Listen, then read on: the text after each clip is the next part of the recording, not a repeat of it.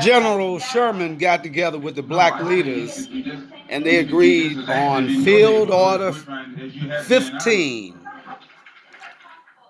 for 4 million slaves to get 40 acres and a mule.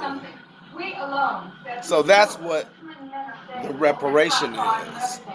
So give me my 40 acres, give me my mule, and we'll be straight. Today's mules are never let the man that you're against form your opinion. Cadillacs. This is the trick that's played on everyone who's oppressed. The first thing, an occupation, when you have a revolution in the country, the first thing you take over is the radio. And then you start telling the people, everybody, the war is over. And so all of them surrender. No, they believe that thing right there. And once they take that over, they start telling you where you are and where they are, and you fall right in line. It's plain thought control.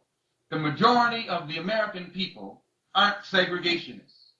That the majority of the American people aren't imperialists. But the government is, the structure is, the power faction is. So, how then do all the majority go along with it?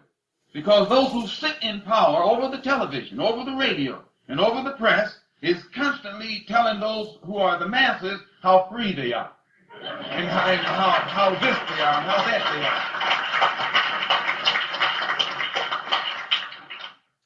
So a mistake is made on your part when you think that white people suffer the same as black people. Or as many Jews will say, well, we're a minority too. Or the Irish will say, well, we used to be a minority. No one's a minority like we are.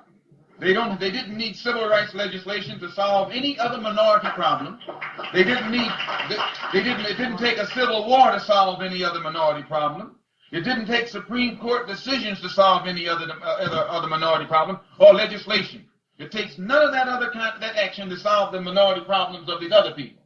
The only real minority in America is the Afro-American. Now, when white people, who are oppressed and poor, supposedly, but the poorest white person can go where the richest black person can't go. It isn't only poverty in money that we're talking about. Poverty in spirit, poverty in freedom, poverty in equality, poverty in human dignity. This is the kind of poverty we're suffering from. So that the richest Negro in this country is still poor. When it comes to freedom, he's broke. When it comes to human dignity, he's broke. This is the kind of poverty we're talking about. So when you find white people who are poor, with all these doors that there are open to them, any door that you knock on, that you're qualified, it'll open. So when you find a poor white person, he's in bad shape.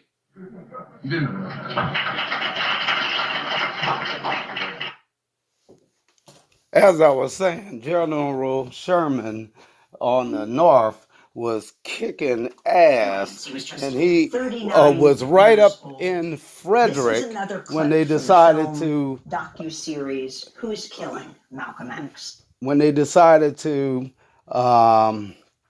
have all the slaves freed, and then the Southerners wanted the slaves back after the war. So they said, we're not going to send them back. What we're going to do is we're going to keep them as contrabands of war.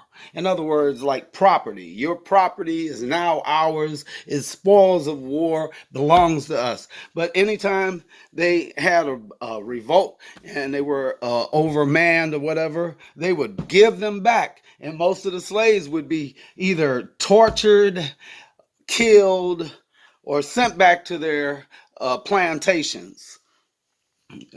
So, again, General Sherman met with the black leaders and they agreed to Field Order 15.